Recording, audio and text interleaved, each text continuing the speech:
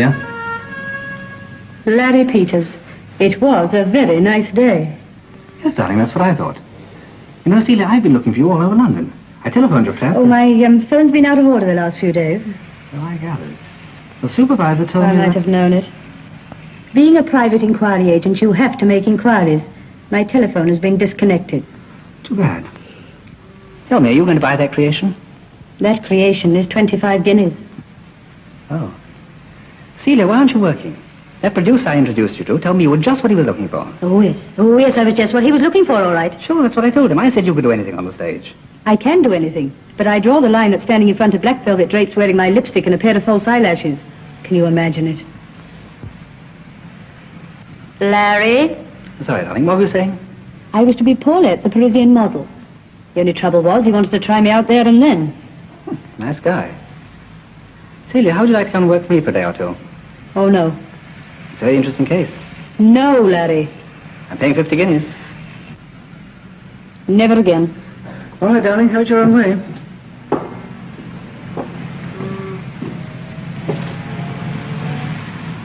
Oh, Larry, what's it all about, this case? That's more like it. Now, don't get the idea Let's that go somewhere where we can talk. That's that, eh? No, dear. Somewhere where we can talk. No, Larry, definitely no. I've made up my mind I won't have anything to do with it. Good afternoon, Mr. Peters. Hello, Joey. Honestly, Celia, this is all. I'm not asking you to take any risks. Ah, that's what you said last time. And if I remember, I ended up in a refrigerator. Another 10 minutes and I should have been just a small addition to the frozen meat ration.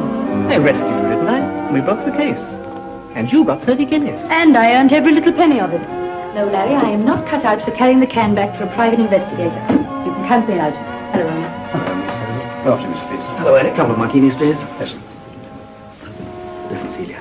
I have an idea that an old woman is being killed, slowly.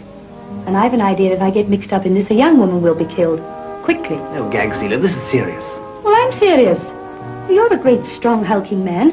Somebody's being killed. Do something about it. Go out and stop him. I can't without your help. Please, Larry, I've told you I won't get mixed up in your racket. Oh, Larry, look. Isn't it a dream? With 50 quid in your pocket, you could buy half a dozen hats like that. Bigger ones. Nothing doing. Listen, Celia, let me tell you what happened. All right. It won't make any difference. The other day, a North Country couple came to see me in my office. Mr. and Mrs. Haldane, and they were worried. Apparently they have an Aunt Nora, and she's very rich. A few months ago, Aunt Nora suddenly married a man young enough to be her son, and went to live with him in a house called the Laurels. None of their letters were answered. So, partly I believe out of genuine affection, and doubtless partly with an eye to the main chance, the Haldanes decided to come up and visit Aunt Nora in person. They wanted to keep their visit a surprise, and consequently hadn't written suggesting it, either to Aunt Nora or to her husband, Lester Martin.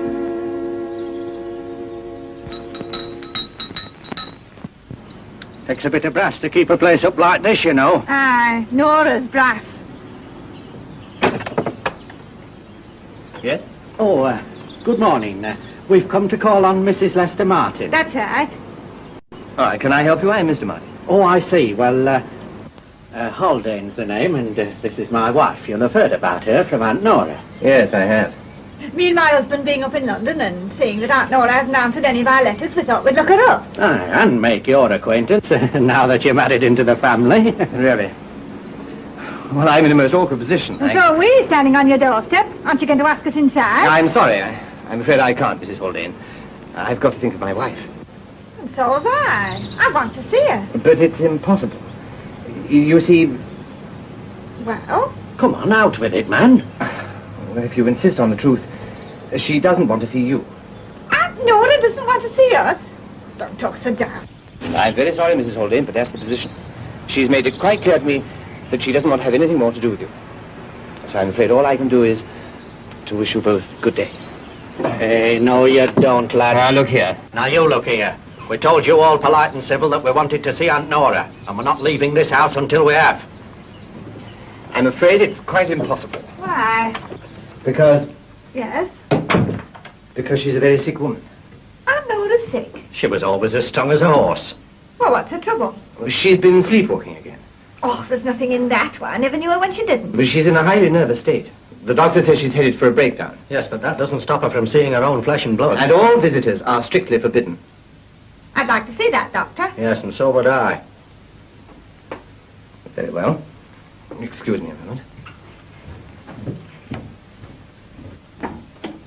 Dr. Creswell, can you spare a minute? Would you come in here, please?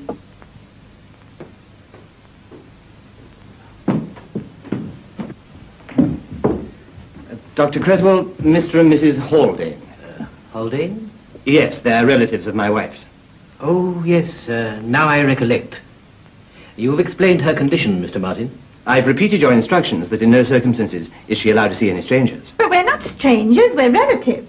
I'm afraid that makes no difference, Mrs. Haldane. Mrs. Martin is having a very special treatment, which requires absolute isolation. Yes, but you can't. You heard what Dr. Creswell said, Mr. Haldane. Do you mean she's so weak she can't even raise her hand? I didn't say that. Then why doesn't she answer our letters? I've already explained to you, Mrs. Haldane, that it's not because of her weakness. And now, as Dr. Creswell and I are rather busy, perhaps you'll excuse us. No, I'll be damned if I... Oh, come on, Mother, there's no sense in stopping here. Well, surely I can see my own aunt, especially if No, she's come ill. on, love, come on, don't fret yourself, love.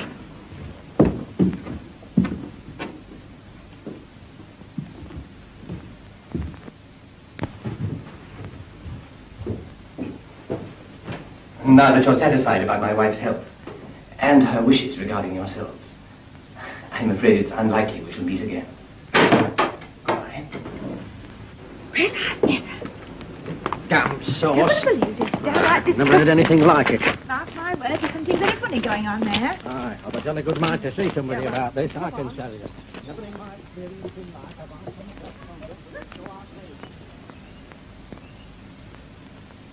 But the Haldanes weren't satisfied.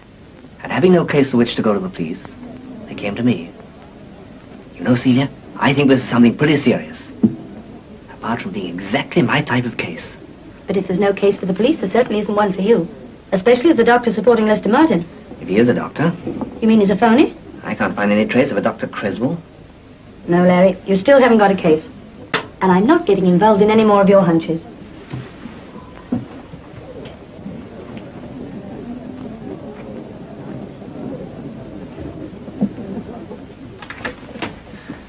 Let's have two more, Eddie. Yes.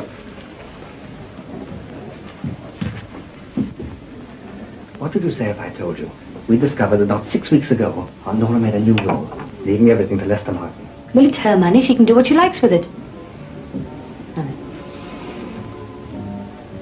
Celia, could you do a Cockney charwoman study? Comedy or straight? I don't care as long as it's convincing. Convincing to whom? Lester Martin. You see, I fixed Mrs. Leatherbarrow. Who? Mrs. Leatherbarrow. She's the lady at the Laurels. She's agreed to take a few days off to visit her sister.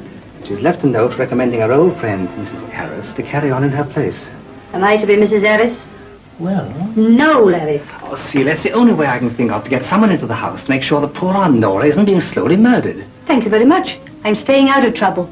Oh, well, I suppose it is a little beyond your range. Yes, you better stick to your own line of business. I'm sure you'll be wonderful posing from black velvet, wearing nothing but a pair of false eyelashes.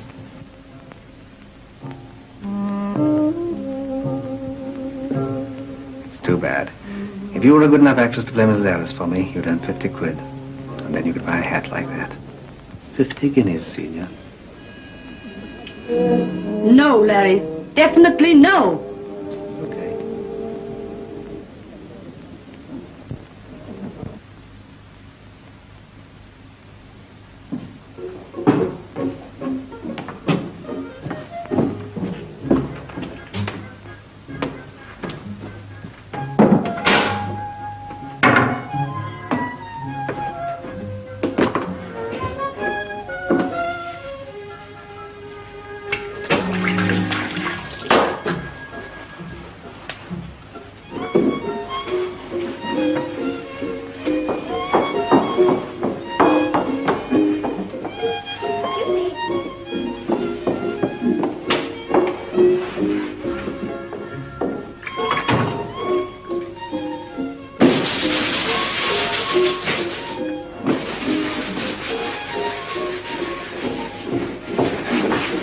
Excuse me. Eh?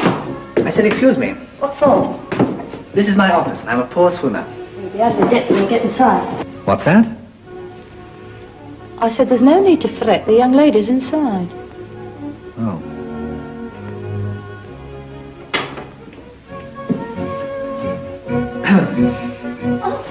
Good morning, Mr. Peters. Good morning, Miss Arnold. Any post today? Well, actually, Mr. Peters, I haven't been along to see yet. Oh, well, don't hurry. Reading strains the eyes. You know, some people say they can read me like a book. Oh, really? Tell me, what happens when they turn over the page? Well, that would be telling. Yes. I suppose I better go and fetch the letters. Yes, of course. If you don't, we shall stop work before we start, shan't we?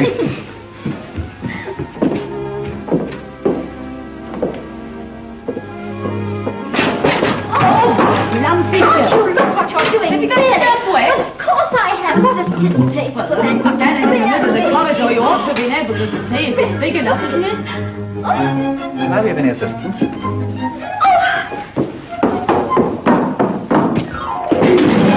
Of all the stupid, careless places to leave a piece of What soap. happens when you turn over the page? What the devil? Celia, why, that's great, darling. Don't darling me, you. You had me fooled completely. That was never very difficult. Do you think I can fool Esther Martin? Well, in that rig out, you could get away with murder. Don't tempt me. And the next time you want somebody to stooge for you, get hold of your little piece of glamour down there.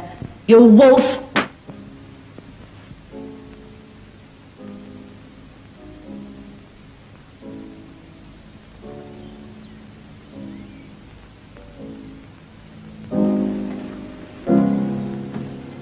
For heaven's sake, what's the matter with you? You're like an old woman. Well, I always have to get the tablets, and it's a risk. Of course it's a risk. But you know as well as I do she's got to be kept doped.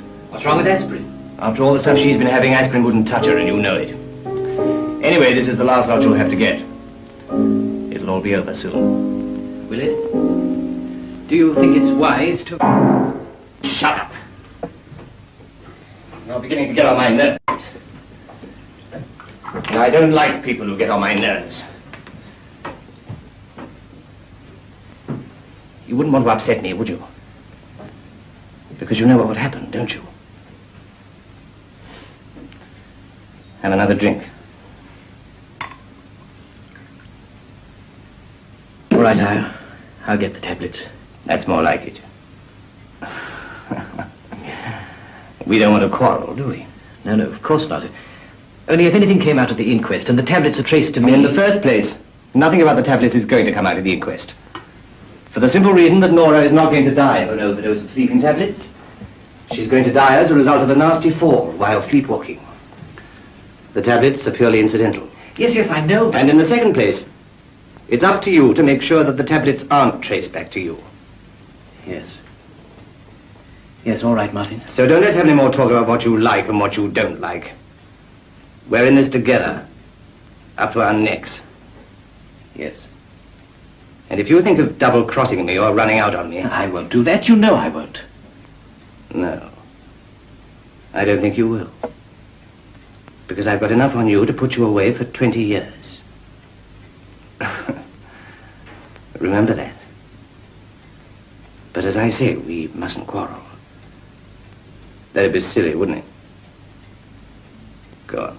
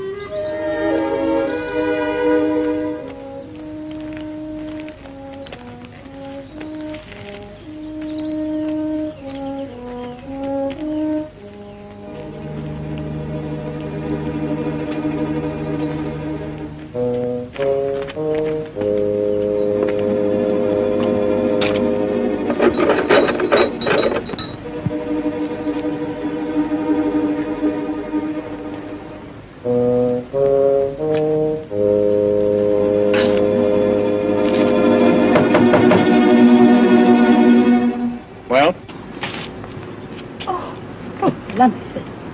Didn't half give me a start, you did. Are you Mr. Martin? I am. What can I do for you? Well, Mrs. Leatherbarrow can't come, sir. She sent this note. Oh. Very inconvenient.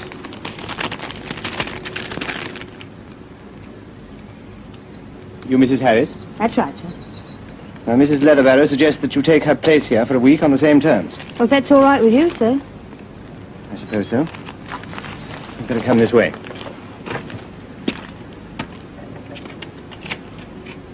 You know what to do. Oh, I'll soon get the hang of things, sir. I'll show you the kitchen. Thank you very much. Did Mrs. Leatherbarrow tell you anything about the place? Oh, yes, sir. What did she tell you? Well, she said as I had an invalid wife what walks in her sleep. Anything else? No, just that, sir. If there's anything I can do to help. There isn't. Furthermore, Mrs. Harris, my wife sleeps on the top floor. It will not be necessary for you to work on that floor, as I see to all my wife's requirements. She's in a highly nervous state and is apt to get overexcited if she sees or hears strangers. You understand? Yes, of course, sir. But if the poor dear... That's all, Mrs. Harris, except that we lunch at 1. Now, I suggest we go to work at once. This is a large house and there's a great deal to do. Come this way. Sir.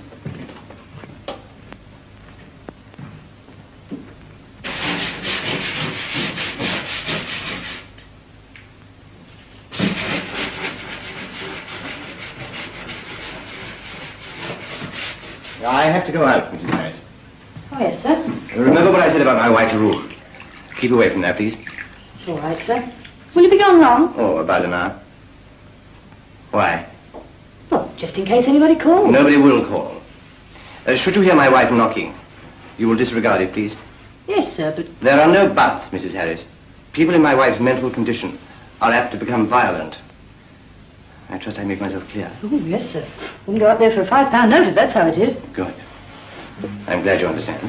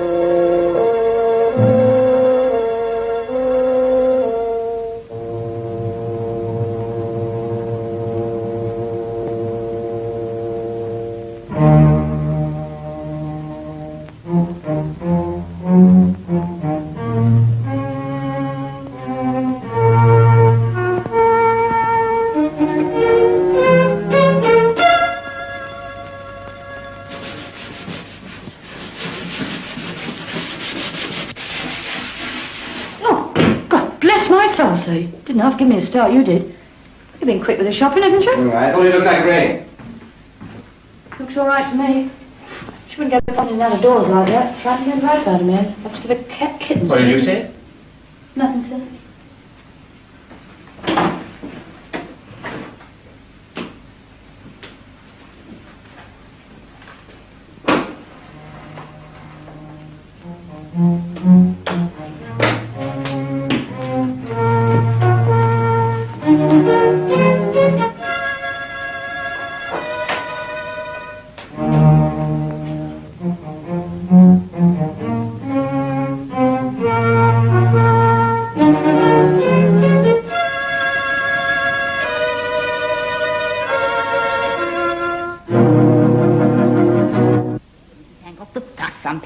And all about that wretched jumble sale. Making a mountain out of a molehill, I think. So I said to her, well, if that's the way you want to take it, all I've got to say is, the sooner one of us resigns, the better.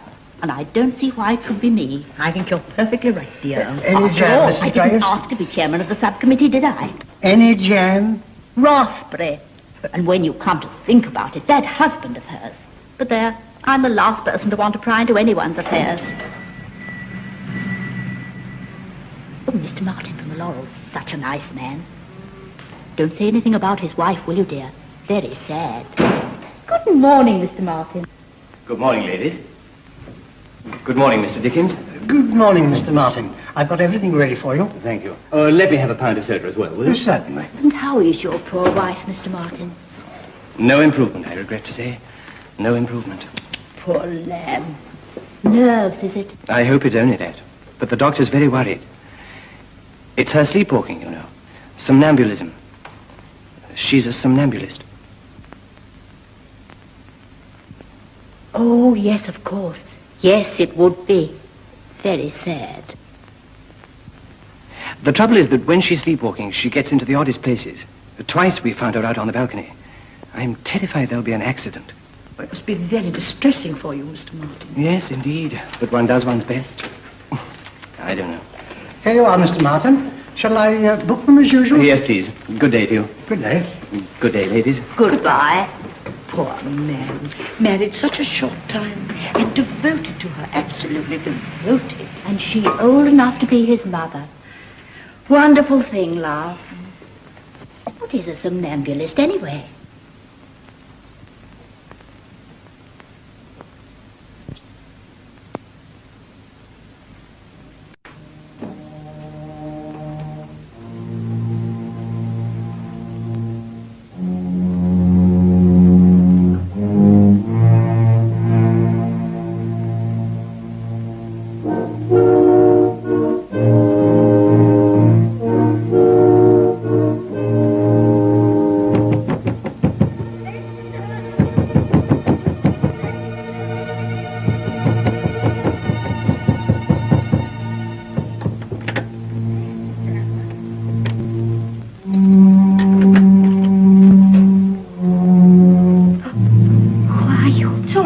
I'm the Daily Help. You're not Mrs. Leatherbarrow. I've often watched her through the window. No, her sister's been took queer. I'm Mrs. Ellis. Did you want something? Oh, you don't look at all well. I think you better come and sit down. Over here, come down. How did you get in? Lester always locks my door. Well, you must have forgotten this time. Lester doesn't like me to see people. He says it's bad for me. He'll be cross if you stay here. No, that's all right. Where is Lester? Now, you don't have to worry. He's out doing the shopping. Now, you're sure there's nothing I can get you? No. No, thank you. Sure? What's been the matter, love? Nerves? The doctor says so. I feel all right, but it's when I'm asleep. I walk in my sleep, you see. Lester says it's very dangerous. Dangerous? Twice he's found me out there on that balcony. He's frightened I might have an accident. Oh.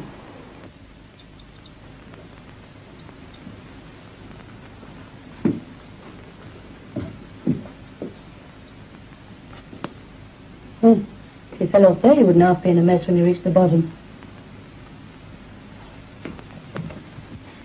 You ain't going to have no accident, are you, dear? I don't think you better pop back into bed. Yes, perhaps I Yes, better. A little while ago, I didn't feel at all well. Well, you feel all right once you get your feet up again, dear. There we are, sit down. Hey, I'll take your shoes off. Come on. One.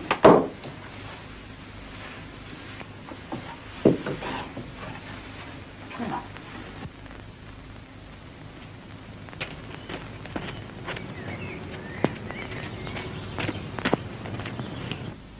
Dr. Creswell, hasn't he given you nothing to cure you? Take a lot of tablets. I bet you do. What did you say? What you need is a bottle of real medicine. Haven't you got a doctor of your own? There's my family doctor, but he's up north. Besides, Lester says it would be an insult to Dr. Creswell to call in another doctor. He does, does he?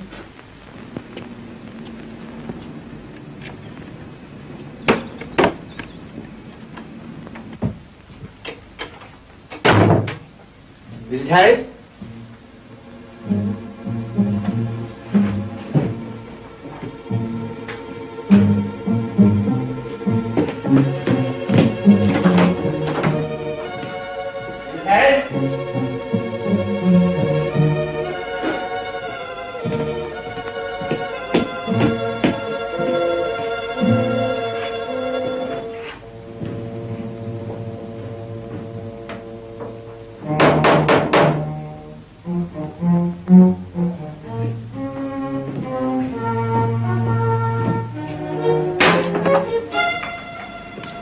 Thought I'd better let you have these right away. Keep quiet.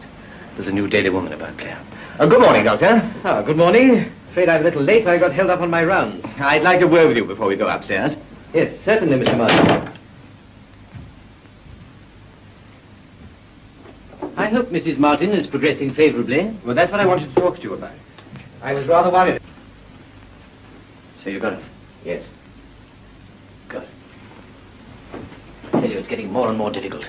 One chemist refused point blank. Why? You had a prescription made out, didn't you? Yes, but he said the tablets had to be actually administered by a doctor. Wanted to know the name of the doctor who'd signed the prescription. What did you do? Didn't lose your head? No, of course not. I blustered and pretended to be annoyed, gave him the name of a fictitious doctor and came away quick. Good. You're learning.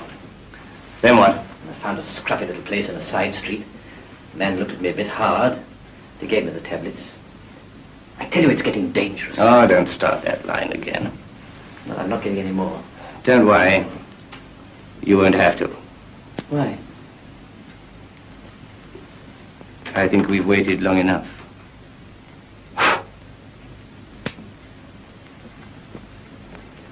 You sure you can trust your Lester? Of course I can. He loves me. He told me so only yesterday. Why, Lester would do anything for me. Except let you see another doctor, eh? He explained. Husbands always do. Now look, Ducks, if you really want to see another doctor, it's as easy as kiss me hand. But how? Put your clothes on and come along with me. I'll get you fixed up straight away. Lester would never let me. He won't know. He's out doing the shopping. I'd like to, but I'd have to tell Lester afterwards. He might be angry with me. No, I couldn't do it. Now look here, Mrs. Martin. You've got to pull yourself together. This is serious. Why are you talking that way? A moment ago you were talking quite differently. I don't believe you're a Daily Woman at all. I'm not. I've been sent here to see you. Sent who by? Frank and Emily Haldane. Frank and Emily? But they finished with me. They've never forgiven me for marrying Lester. On the contrary, they've been told it's you that's finished with them. Who by? Your husband. But he can't have. He's never even seen them. Oh, yes, he has. They called here only last week and he wouldn't let them see you. You're lying to me. You can soon test the truth of that. How? By putting your clothes on and coming with me now. I'll take you straight to them. I'll get your things. I won't have you saying these things about Lester. I'm very sorry, Mrs. Martin, but I can assure you it's all true.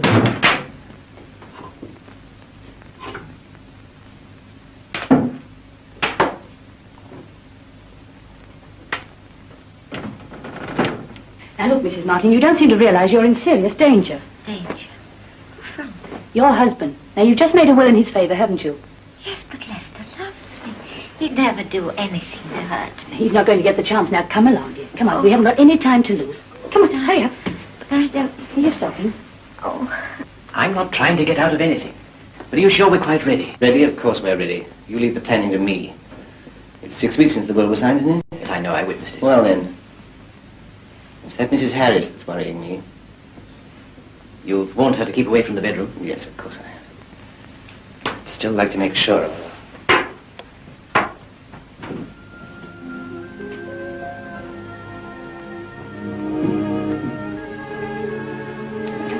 Hurry up. Never mind about your buttons. Come on, put your scarf on. It can't be true. I tell you, Lester loves me. Never mind about Lester. You hurry up. Come on. Oh.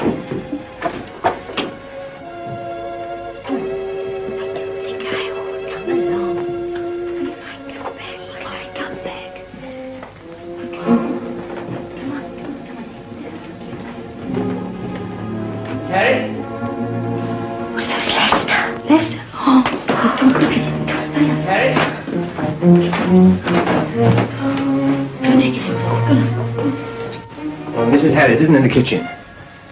I wonder where she's got to. She's probably outside somewhere. Yes. I still don't like it. If Lester finds out I've been here, he's going to be furious with you. I know he will. Well, then don't say anything. Come on, get into bed. Come on, hurry up. And remember, ask to see another doctor.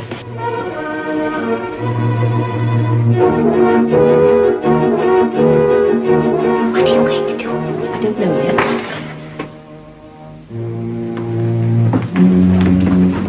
She's bolted. it on the other side.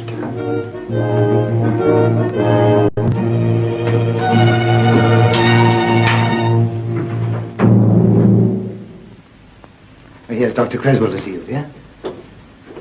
Oh, good morning, Mrs. Martin.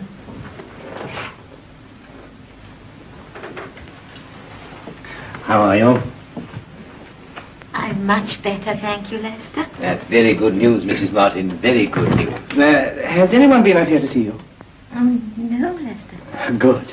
Rest is so essential, isn't it, Doctor? In an obscure condition such as yours, Mrs. Martin, I always prescribe absolute quiet. I was wondering, Lester, since it is so obscure, perhaps another opinion.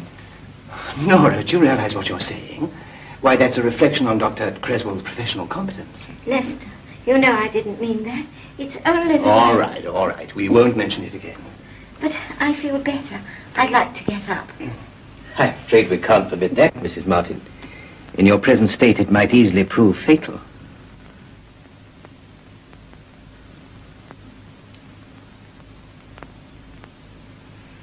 Is something troubling you, dear? No, nothing, Lester. But you're trembling. You're cold. I'll get your wrap. No, really, Lester. I'm perfectly well. Nonsense, my dear. You do seem a little upset, Mrs. Martin. I'll just take your pulse.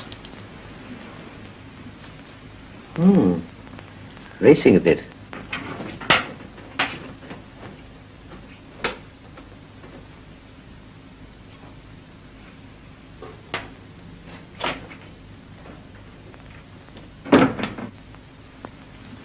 You sure you feel quite all right, Mrs. Martin? Oh, yes, thank you, Doctor. I'm quite all right, thank you. Now, let's get this wrap on, shall we? Your wife does seem a little upset. Luckily, I have some new tablets, Mrs. Martin. I'll just get one ready for you now. They'll calm your wife. That's an excellent idea, Doctor. Lester. Uh-huh. Could I see my family, Doctor? But Nora, darling, I thought we'd agreed we had perfect confidence in Dr. Creswell. If I thought a second opinion was necessary, Mrs. Martin, I should say so at once. Quite so, Doctor. The Haldanes, then. Might I see the Haldanes? I won't have them in the place, and that's final, you understand? But why, Lester? I haven't wanted to upset you. You know my whole life is devoted to making things easier for you, don't you? Don't you, Nora? Yes, but the Haldanes... They've written you letters full of filthy abuse.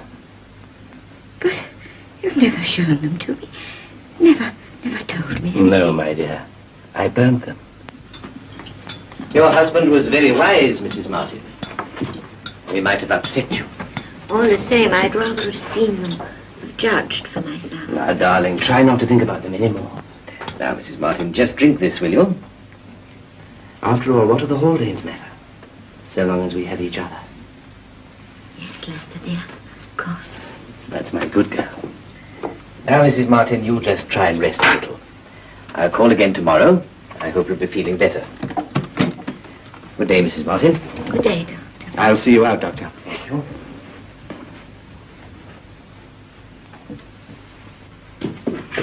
Lester, could I have a word with you, dear? Alone? What's she up to? How should I know? For heaven's sake, don't let her talk you into getting a doctor. Oh, don't be a fool, Miss.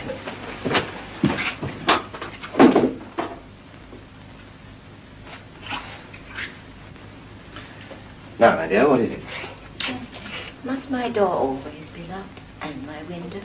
But, darling, don't you understand? Last night we did open your window, and look what happened. I had to wrestle with you on the balcony to get you inside again. But the door needn't be locked during the day. The trouble is you don't realize it, but you keep on falling asleep. Why, only this morning the Daily Woman found you wandering in the garden in your nightclothes. You see, once you're asleep, you're not responsible. The Daily Woman found me? Not this morning. Yes, my dear, you see... She hasn't been up here, has she? Nobody ever comes up here. You know that, Lester. Lester, I want to see a specialist. Yes, dear, yes. All in good time. But first you must try these new tablets. And if they don't work, Then we'll see. But I want to see a specialist now, today. I will not have you embarrassing Dr. Creswell as you did this morning. I have the utmost confidence in him, and I must insist that we know what is best. Now, no more of this. You must relax.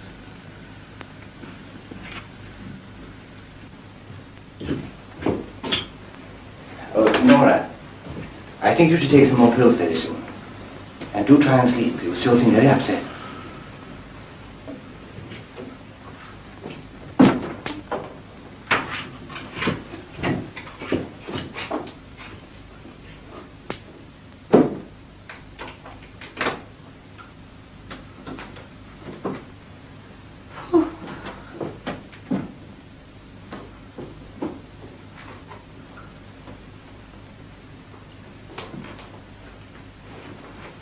Well, what did I tell you? It's all very queer, that I will admit.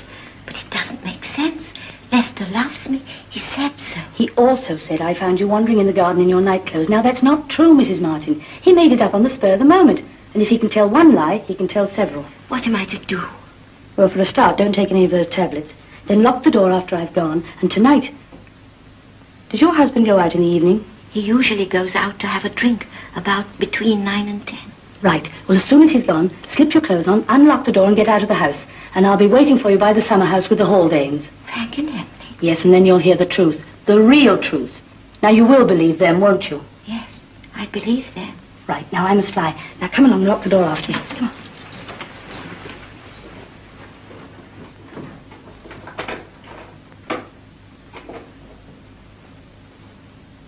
Now, don't forget, between 9 and 10 by the summer house. And don't tell your husband about me.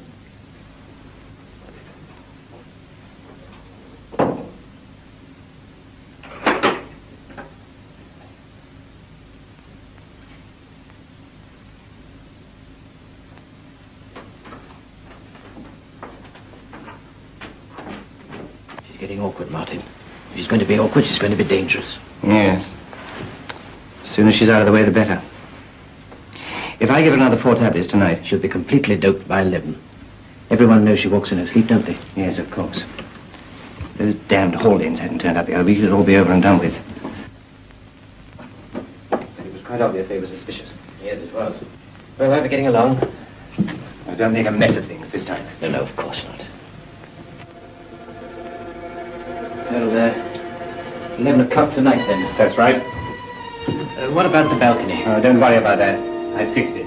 Wouldn't stand to wait for the cat. Good. Well, in that case, I bet... Well, what the devil are you... Oh! What's the matter?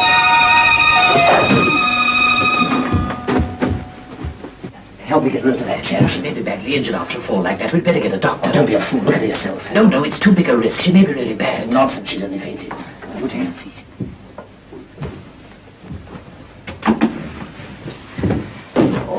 All right, she's coming to.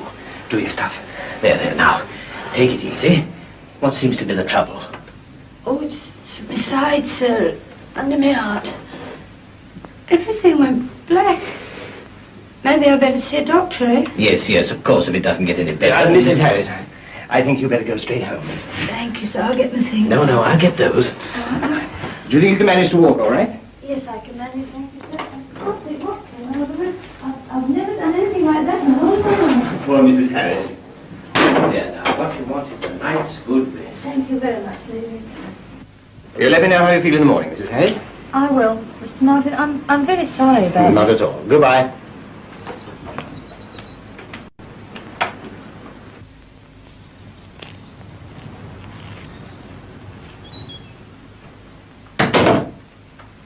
What's the matter? Nothing.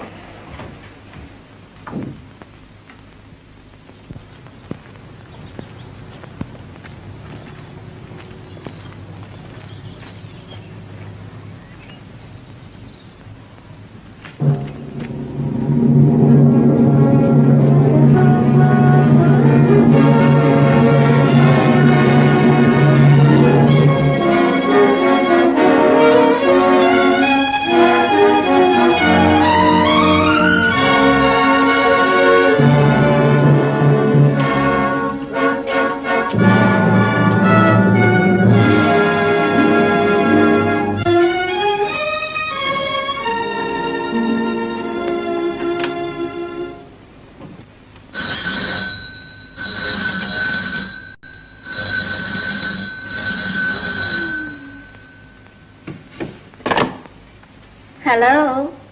Hello? Mr. Peters, please. Mr. Peters' office. Miss Arnold speaking. Oh, this is Celia. Who? Celia. What was the name again? Celia. Celia. Have you a surname? Oh, really? Now listen, Madame Pompadour. Do you think you could possibly get off Mr. Peters' lap long enough to let me speak to him urgently? Mr. Peters is out. Was there any message? Out? But didn't he leave a message for me? It's Celia Hazell. Oh, it's you. Of course, you're the chore lady type, aren't you? Yes. Mr. Peters says you're to meet him at the Roundabout Club at 7:30 this evening. And please don't be late, he said. The Roundabout Club? At 7:30? Are you sure? Yes, he's meeting a client there at 7. He said you'd understand. He's ringing back later for any messages. Well, look, when he calls, tell him that it's vitally important to get hold of the Haldanes and tell them to be at the Laurels at 9 o'clock tonight. Wait near the summer house. To give me a break. No, I've listened to you too many times, Peters. You're poison. Everything you touch turns sour. Not this time, Inspector. You've got to believe me and help us out. Come and see me tomorrow. Tomorrow will be too late. Listen, I agreed to meet you here on the strict understanding that you had a cut-and-dried case. We have. Have you, hell?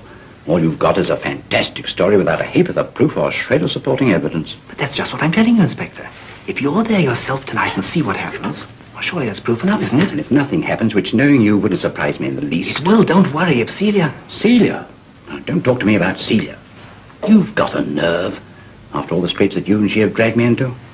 I wonder she stands you anyway. Well, Celia's in this case with me because she knows that every word I've told you is the gospel truth. I'm sorry, Peters, but my position in the force doesn't allow me to play fast and loose. Inspector, I swear all this is absolutely on the level. It'll be a feather in your cap and in mine.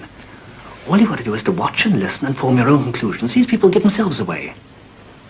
You'll help to save a woman's life and you'll put a murderous scoundrel just where he belongs. All right. Oh, I know I'm being had for a sucker again. And listen, Peters, if you slip up this time by so much as... Good man. Thanks, Inspector. You won't regret it. Well, I hope not. Let's have two more, Ernie. Make them doubles.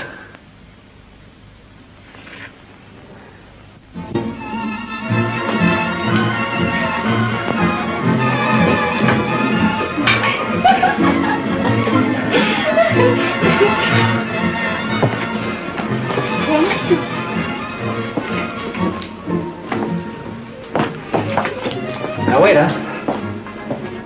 Cigarette? No, thank you. I don't.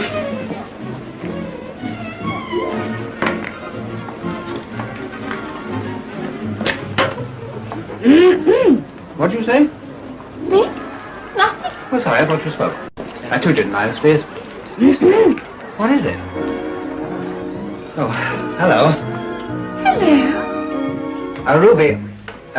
Miss Jackson. Ruby's all right with me. This is my partner, Miss Celia Hazell. We're working on an important case together. I wonder, would you excuse us? But Mr. Peters. I'm so sorry about this. I'll ring you in the morning. But what about my case? Everything's going to be all right. Not a just cause or impediment anywhere. No writs of habeas corpus or what have you. Everything's straightforward. I see. Perfectly safe in my hands. I'll call you right here.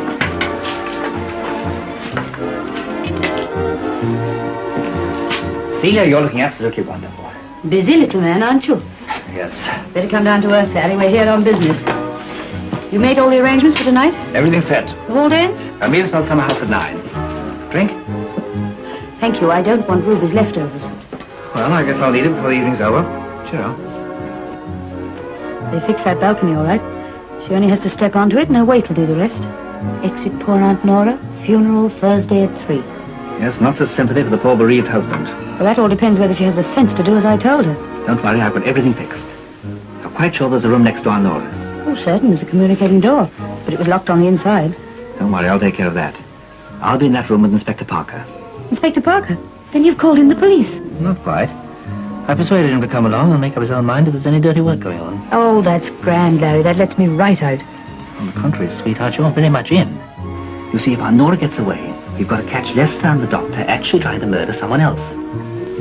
You're suggesting they find me in Aunt Nora's bed? Got it in one. All you've got to do is to play possum until they're hopelessly committed before the inspector and me.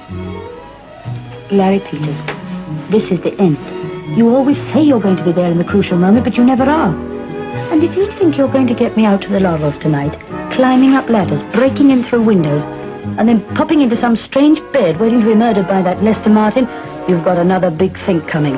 No, Larry. No, no.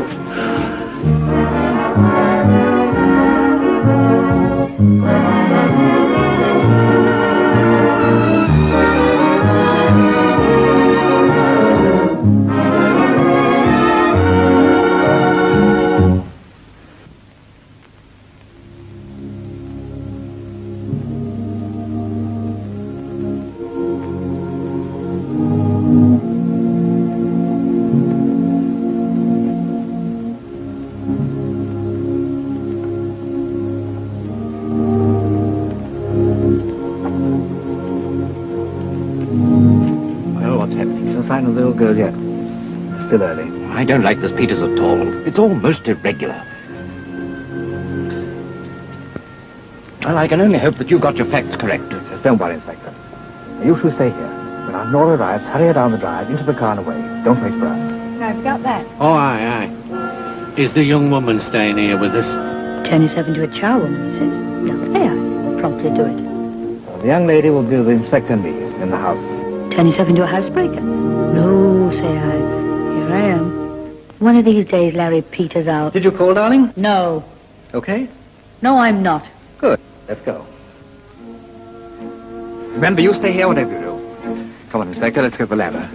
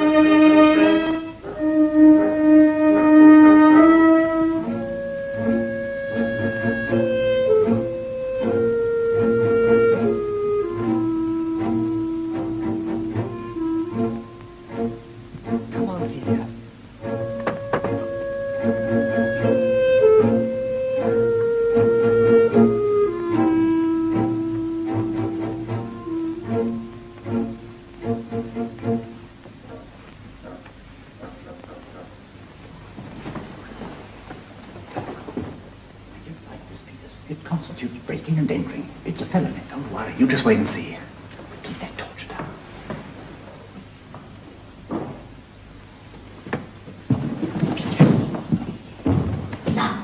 Those are Flat in my stockings. quietly. Larry, can't see a thing. What is it? Shh. I don't like it. Near the door. Not a sound. Warming milk she's got in the garden.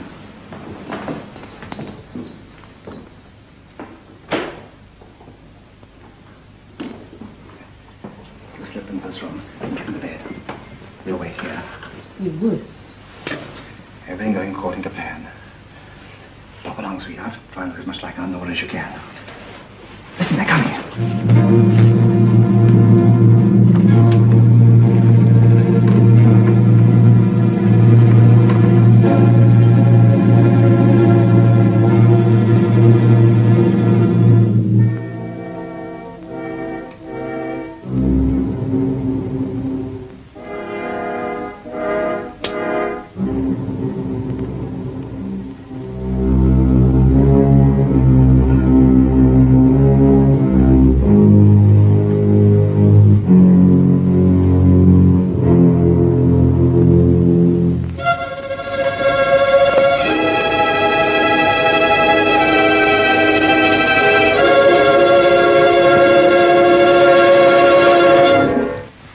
Now I think we'll stop all this nonsense. Get up.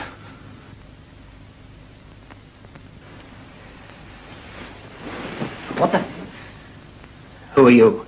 This isn't Mrs. Harris. Who is this woman, Nora? That's the woman I told you about, who came up here this morning. I'd know those eyes anywhere, telling me those wicked lies. You fool! Who the devil are you, anyway? Well, perhaps you'd remember me better if I talked like that, Jax, eh? I see. Very ingenious. Now, don't move. Now, perhaps you'll be good enough to explain what all this is about before I get the police. That's all right, Martin. We brought the police along with us. All right. You can put that gun down. My name's Parker, Scotland Yard. That's my card. Oh. Good evening, Inspector. You're just in time. My wife informs me that this young woman here, apart from entering my house by a trick this morning, has been making the most slanderous allegations regarding myself and Dr. Creswell. Allegations which, I may say, I intend to make her repeat in court. Well, Larry, something seems to have gone wrong. Remember? Now, look here. The only person who can clear this up is Mrs. Martin. I believe her life to be in danger. And so it is, thanks to your damned interference. Inspector, here's my wife, a very sick woman, ordered to stay in bed by Dr. Creswell. That's perfectly correct. Lester, dear, Nora, darling, you look exhausted. Come and sit down. Excuse me, Inspector. Look here, Peters. This is a very different story from the one you told me. Don't worry, Inspector. But I am worrying. Acting on statements made by you which appear to have been completely without foundation. Oh, but they're not. Oh, keep quiet, you. It seems to me that you not only brought me here under false pretenses, but you've also placed me in a most invidious position. It's a very serious affair all round, Peters. Well, what have you got to say? Well, you see, Come on, man, say something. No, look, I'll say it for him. I told you to... Shut up. I know, but I won't. Now, you keep quiet and listen to me. Lester Martin, I accuse you, before these witnesses, of having married Mrs. Martin for her money, induced her to sign a will in your favor, and then conspired with Dr. Creswell here, who's no more a doctor than I am, to drag her into unconsciousness, put her out on that balcony, which has been deliberately weakened so that it'll collapse under her weight. Oh, please, forgive me, but it's all such nonsense. Worse than that, it's downright slander. Are you suggesting that I'm lying? Well, Inspector, and what's your reaction to this remarkable story? What has Mrs. Martin got to say? shameful, wicked lies, Lester. Oh. Make her take it all back. Now, listen. Now, perhaps, Inspector, you'll do your duty and remove this man and woman before they upset my wife any more. All I can say is how very sorry I am that you've been put to all this bother, Mr. But, Inspector... Don't you inspect me. I've listened to enough of your nonsense. I'll talk to the pair of you outside. I've never been made to feel such a fool in the whole of my career. Oh, but you're not. Allow me to do the talking now, young lady. You two have said quite enough. But don't you believe that... I believe that you're a couple of dangerous nuisances. That's what I believe. In future, Peters, you better confine your investigations to watching other people's wives, keyhole peeping and so on. Leave this sort of thing to the police. Do you mean to say that you're not satisfied that I'm satisfied that you've hoaxed me into becoming your accomplice in this affair, and I don't like it. But you two are principals, not accomplices. So I'll trouble you to come to the station with me. Just a minute. I'm telling Oh, you... shut up. Now listen, Mr. Lester Martin. Are you prepared to swear on oath that you haven't deliberately weakened that balcony out there? Don't be ridiculous. Of course I haven't. Then go out and stand on it now.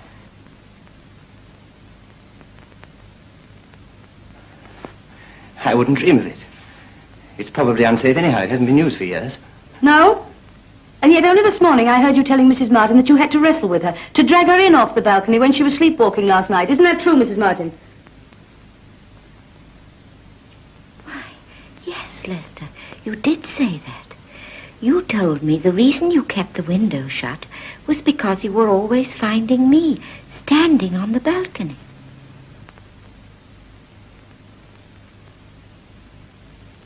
The point is, if it stood the weight of two people last night, it should stand your weight now, Martin.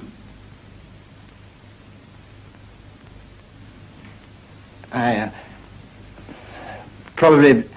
Come on, one of us is lying. I say it's deliberately been tampered with and you say it hasn't. Well, Mr. Martin, you're willing to go out and stand on the balcony, and all this young lady's accusations will be proved false. Very well.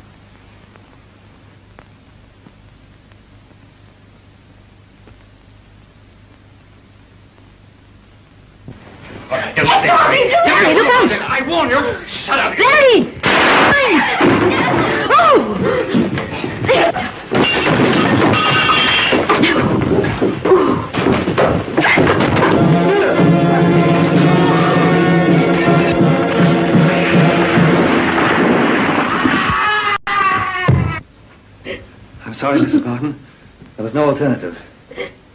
Inspector? Better get an ambulance. Mrs. Martin. I'm so sorry. Now, you better come along with me. Come on, get going.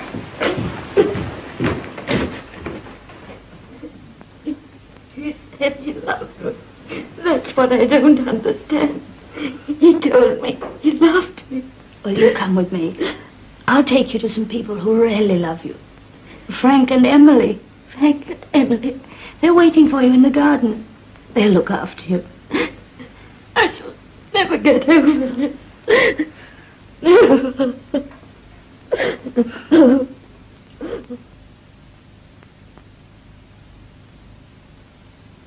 45, 46, 47, 48, 49, 50.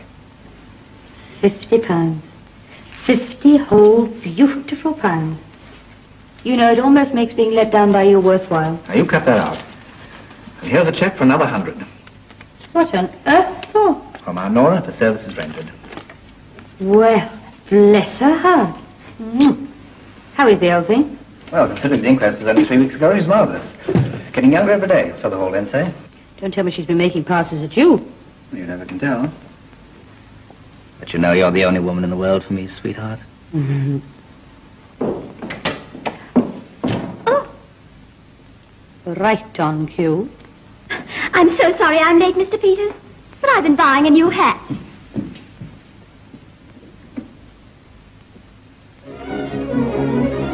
Hey, where are you going?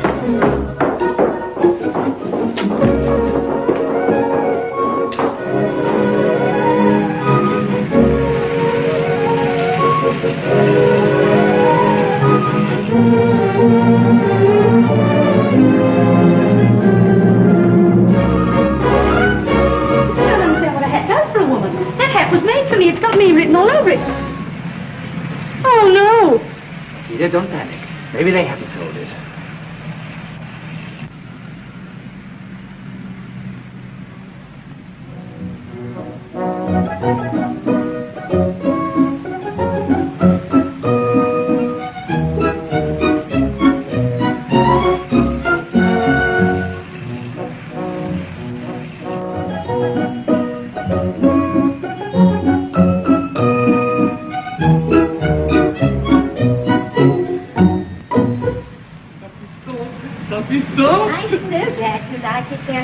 It is a nice little hat, isn't it? My little Nora, your chapeau is so charming. I shall be so proud of you. I shall sing for you. I shall dance for you. I shall get the moon. Celia, darling, I think in about another 3 months, I shall have another little job for you.